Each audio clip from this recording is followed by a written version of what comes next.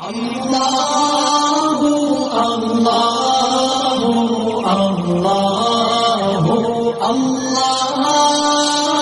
there.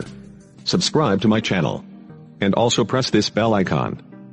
اگر گھر کا بڑا ہوگا چھوٹے پر ظلم، ڈانٹ ڈپٹ، مار پیٹ، اس قسم کی چیزوں کے اندر ہر پورا دن وہ مصروف رہے گا۔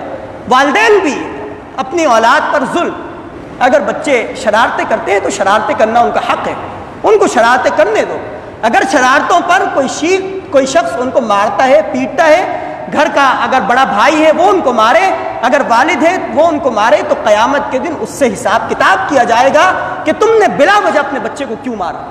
یعنی باپ کو بھی یہ بات چاہیے کہ وہ اپنی اولاد پر بیجا ظلم نہ کرے، بیجا ان کو ڈانٹ ڈپٹ کرتے ہوئے ان کو مار پیٹ نہ کرے۔